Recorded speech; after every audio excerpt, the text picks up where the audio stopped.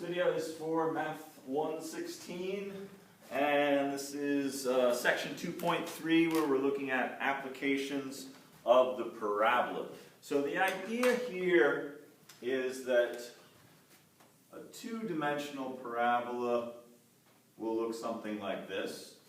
And if you rotate this about the y-axis, you get a three-dimensional shape that's called a paraboloid. Looks something like that. Okay?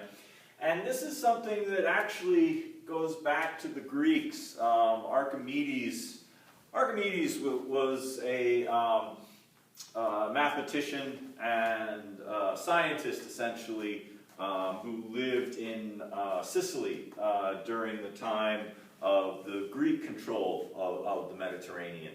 And actually, at the end of his life, he was killed by a Roman soldier at the period of time when Rome was taking control of the Mediterranean from the Greeks.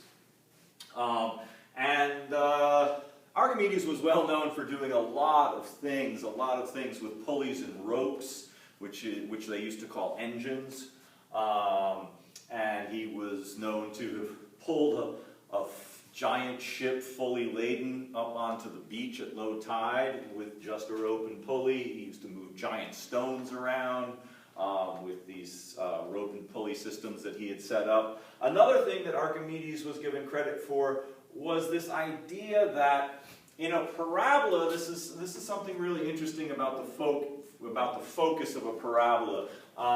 It's a little bit technical and convoluted to demonstrate and prove, but the theory says that any wave, whether it's electromagnetic, light wave, or radio wave of some kind, that comes into a parabola gets reflected to the focus.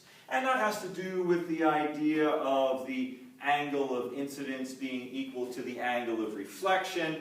And once you assume that that's going to be true, then you can show that anything that comes into the parabola gets reflected in such a way that it ends up at the focus. And so that's why you see satellite dishes that look like this, is because they're trying to concentrate the signal that's coming in at the focus. Okay, so that's one place where it's used. I think I mentioned this in another video. A flashlight will put the light source at the focus, and that way it shines out, but anything that's not shining out gets reflected out anyway. Let's see. What else?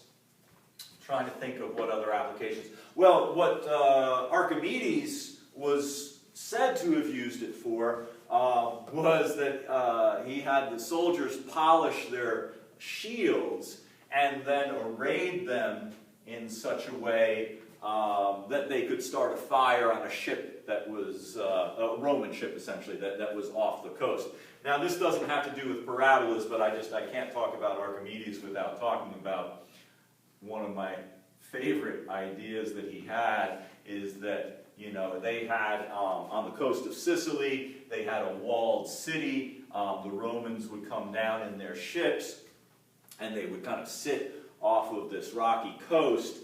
And Archimedes developed this idea, you know, that catapults and trebuchets were used a lot in the ancient world. And so what Archimedes did was he created this sort of reverse catapult, where they had a catapult behind the wall, let's say, and they would take the rope and they would throw it over the side and they would hook it somewhere on the ship where the people on the ship couldn't get at it quickly enough, and then they would hit the catapult and the boat would be raised up out of the water just enough so that when it came slamming back down, and then eventually the hook would just pull out.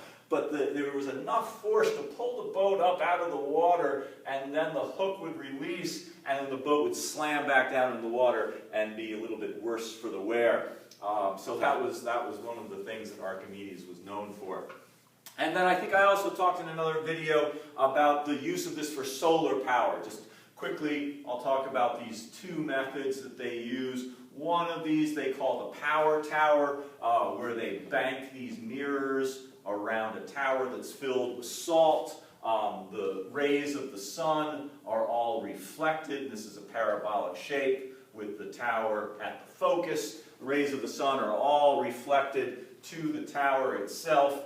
That melts the salt, and then you can generate electricity immediately, or you can store it in some kind of insulated tank and then use it to generate electricity after the sun goes down. That's one method. A second method that they're using now are these things called the parabolic troughs. And so what that does is you get this trough in the shape of a parabola, and then they have these hoses with some kind of oil. It doesn't have to be petroleum because it's not getting burned. They just want to heat it. So some kind of oil in this tube, and then again, the rays of the sun come into the parabolic trough. They're all reflected to the tube with the oil in it. The oil gets superheated, and then you can use that to generate electricity. And this, obviously, they're not going to do a lot with just one. What they do is they have, hundreds of these troughs laid out in the desert. This is a little bit newer than this one. This one they've got generating plants going in the deserts of Southern California right now. This one I think is a little bit more experimental, and they don't really have a lot of data about it. But this is, I really think that this is a really useful way of sustainable electricity generation.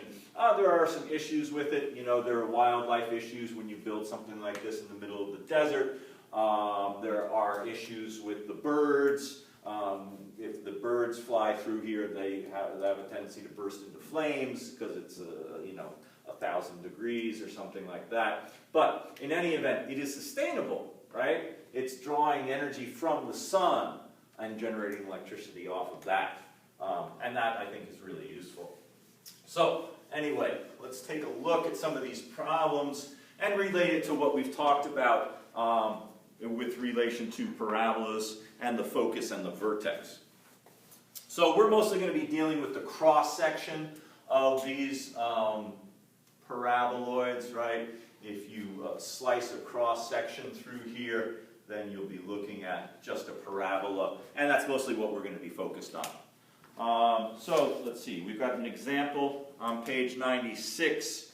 We've got a satellite dish, and we're going to assume that this is one of these vertical satellite dishes that looks like this, and not the ones that are tilted and kind of shaved off at an angle. Those are a little bit harder to work with. Okay, so it's 8 feet across and 3 feet deep. And so the idea is that we take a cross section of this and we put the vertex at 0, 0. That means this is the point 4, 3, and this is the point negative 4, 3. So you've got a total diameter there of 8 feet, and you've got that depth of 3 feet. Let's see here. How far from the bottom of the dish should the receiver be placed so that it is at the focus of the paraboloid?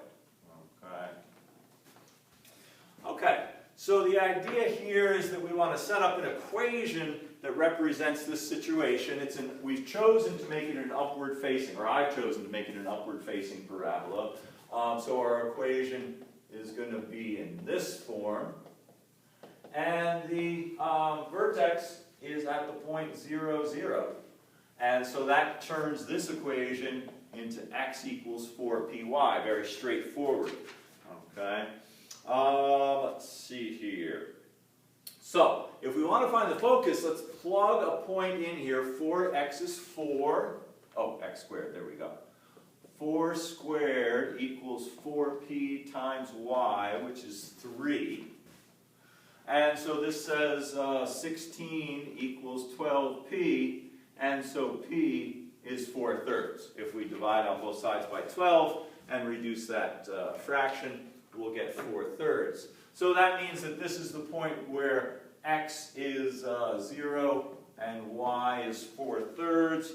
And let's see, how far from the bottom? So 4/3 of a foot, that's fine. know, if you want to get fancy, we can call this 1 foot and 4 inches. Okay? But in any event, just 4/3 of a foot is fine. Okay. Let's look at problems. Let's start on page 99 and go over to page 102. And we're going to work from this scenario right here. We'll see some problems that get a little bit more complex, but to start us out, we're just going to be doing that process here. So problem 2, we've got a satellite dish in the shape of a paraboloid, 6 feet across and 2 feet deep. So that makes this the point 3,2, and over here, negative 3,2. Our equation, x squared equals 4py. So plug in the x coordinate and the y coordinate. And so p is 9/8, 1.125, and that's in feet. And that's really all we have to do. Okay? Is that we're calculating that value for p, which is the focal distance. All right, let's see here. Problem 4.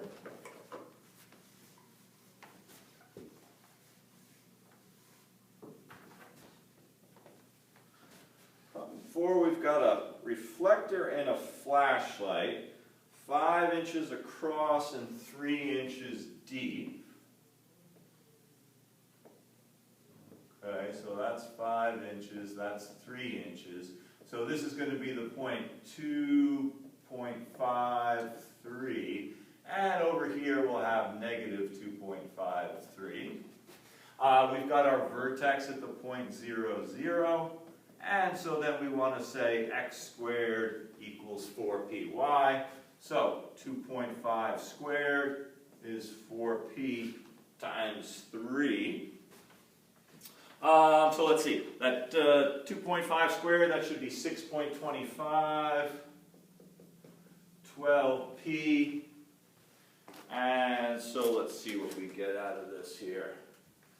It's going to be about 1/2 inch, 6.25 divided by 12, so p is going to be 0.52083 repeating. So, you know, if you were constructing this, you'd have to kind of consider, you know, how close is close enough. At this point, I would say 1/100 of an inch is, I think, good enough for it to be at the focus there, and you could make it 0.52 inches. Whether the difference between 1/2 an inch and 0.52, I don't know what difference that would make. You know, you'd have to kind of experiment with it and see if it did make a difference. All right, now over on page 100, we get into this scenario where, let's see here, we talk about a catenary. Let's see here. Well, let me move the camera so I can show you what a catenary is. Okay. So, we look over here. You take a string and you hold it like this. However you do that, it will make a catenary. Okay? Mathematicians worked with that for years, trying to figure out a good formula to represent that scenario, or that shape. Galileo thought for years that it was a parabola and tried to show that it was a parabola, and in the end, it's not a parabola. Okay, so the catenary, if you just hang something from either end, that shape right there is called a catenary. And its equation here is e to the x plus e to the minus x divided by 2. And that's kind of when I was in high school, I remember once, I can't remember if it was for this, but my math teacher showed me once how to find the average of two functions graphically, and I thought it was pretty cool. So there's y equals e to the x. Y equals e to the minus x is going to look like that. Now, if you want the average of these two functions, right, it's going to be right in the middle. And there's that catenary shape. Okay, e to the x plus e to the minus x divided by 2. And, you know, where you put these ends, how close together they are, how far apart they are, that's going to determine what this thing looks like. And that might put coefficients in front of those x's, but in general, the shape is going to look like this. Okay, so that's the catenary.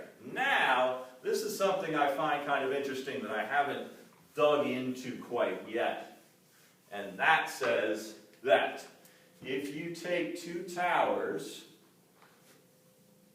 and you want to build a bridge between them, if you hang cables between the two towers, they make a catenary. Okay? However, once you build a roadway across and hang it from the cable, it pulls the cable down into the shape of a parabola.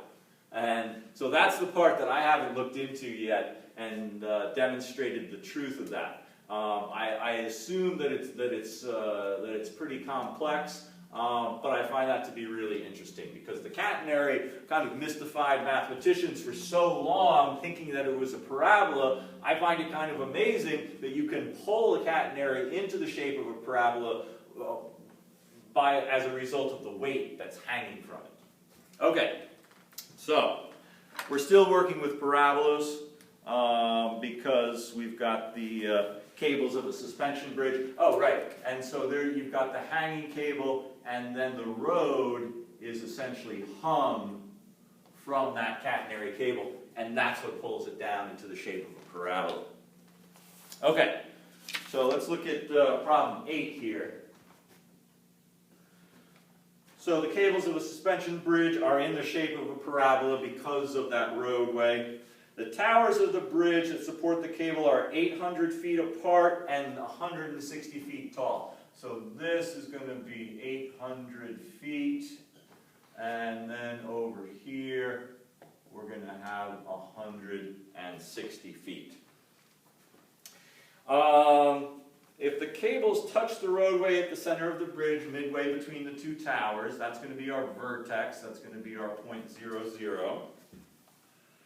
How high is the cable? 120 feet from the center of the bridge. So over this direction, 120 feet. The question is, how high is that cable going to be? Okay, so it's another parabola question. If we draw this on a graph, something like this, this would be 400, 160, and over here, negative 400, 160. And we've got our vertex here at 0, 0. So again, we want to set this up. X squared equals 4py. Our x is 400, and the y is 160. So 400 squared, and that'll be 640p. So we need to do 160,000 divided by 640, and so p here is 250. Okay, well, that's the focus, and so that's nice. That tells us our equation is x squared equals 1,000y, right? Because the 4 times the 250 will give us 1,000. So there's our equation. Now we want to plug in 120 into this equation. So let's see here, 120. So 120 squared, that's going to be 14,400. And then divide on both sides by 1,000. And so there, y is going to be 14.4 feet. Okay. All right, so that's problem 8. Let's see here. Well, let's look at problem 11.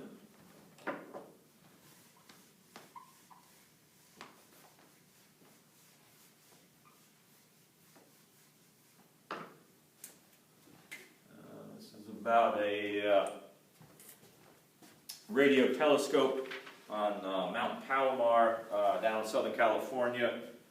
It's kind of an interesting story of them cutting this mirror. I believe it was cut in upstate New York and then transported across the country, and then they had to haul it up to the top of this mountain in Southern California. It was not an easy thing to do. This was in the mid-20th century, maybe in the 30s or 40s, somewhere around there. In any event, 200 inches in diameter. So if we look at a cross section like this, that'll be 200 inches. 3.75 inches deep. 3.75 inches deep. And so this is the point 100, 3.75, and negative 100, 3.75. And here's our vertex down here at 0, 0. And we're working with x squared equals 4py. And what do we want to know? Where is the focal point? Okay. So we want to plug in our value for x. 100 squared is 4p times 3.75. So 100 times 100 is 10,000. Let's see, that'll be 12. It should be 15p. And so then we need to do 10,000 divided by 15. That's going to be 666. Let's see, 10,000 divided by 15. Yeah, 666 repeating is p.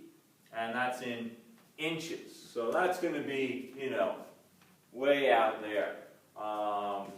But that's kind of the way it goes. And you've seen, I mean, that's what you see in these satellite dishes, right? Where the thing is very shallow like this, but then the focus is sticking up like that. And so I think that's what they run into with that mirror as well. Okay, let's see here. Well, let's go and look at problem 18. This one I think is a little bit more interesting. So some of these these bridges with parabolic arches are kind of an older. My understanding is that when they built stone bridges, you know, in the 19th century, that they were typically in a parabolic arch. Today's bridges, to the best of my knowledge, in poured concrete, are more of an ellipse. Okay, is that I think it's more difficult to build these elliptical bridges if you're working in stone, but when you're working in poured concrete, you can make these elliptical bridges. And I'm sure that they do other things as well. Bridge building is serious mathematical engineering. Okay, so let's look at problem 18. We've got this parabolic arch bridge, and let's see what information we've got. The arch is 30 feet above the water, so we've got some water down here. The middle is 30 feet tall, 150 feet wide at the water's surface. Okay, so that's going to be 150 feet. Find the height of the arch above the water at distances of 10, 25, 40, and 50 feet from the center. Okay? All right, so this is a little bit tricky, but what we can do here, excuse me, so we can do a couple things. We can make it a negative parabola if we want to. I'm going to turn it right side up so that this is 150 feet. And what else? Then this depth right here we know is 30 feet. Okay? So this is the point 7530, and over here negative 7530, and our vertex is at the point 0, 0. So we're going to get an equation, but then we have to go back and think about what the problem is asking us. Okay? So let's finish up finding the value of p. So we plug in 75 for the x and 30 for the y. Let's see, I think that's going to be 5625. Let's see. 75 squared, yeah, 5625. 120p. Divide on both sides by 120, and our p is 46.875. So multiply that by 4, and our equation is x squared is 187.5 times y. Okay? Take this, multiply it by the 4, that's where we get the 187.5. So there's our equation. But think about this for a minute, okay? Because here are the y values.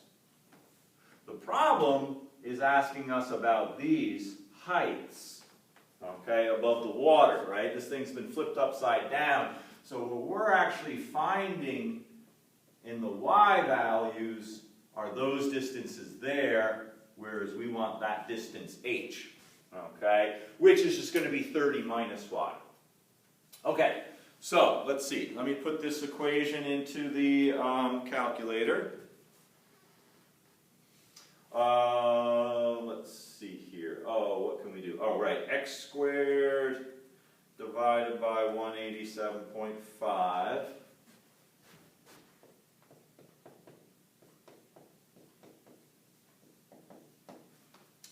Okay.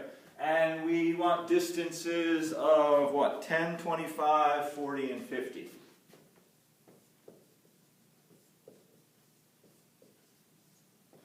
Okay, so there's x.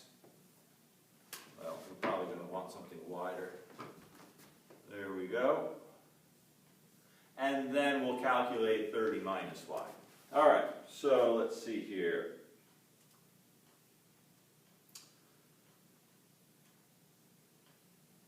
Okay, so 10, our y value, 0.53 repeating.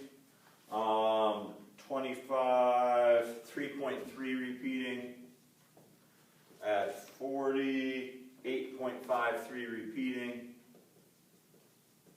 And then at 50, 13.3 repeating. Okay, so let's see here. 30 minus y is going to be, what is that, 29.46 repeating? Yeah.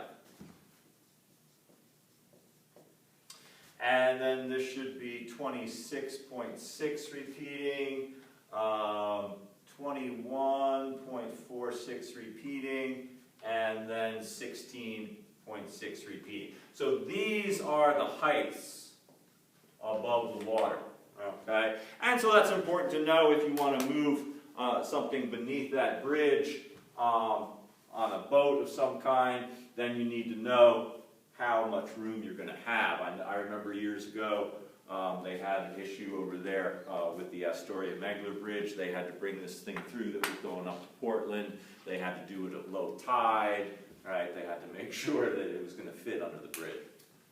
Okay, so that's it for section 2.3, and that's all we're going to do with the conic sections in chapter 2.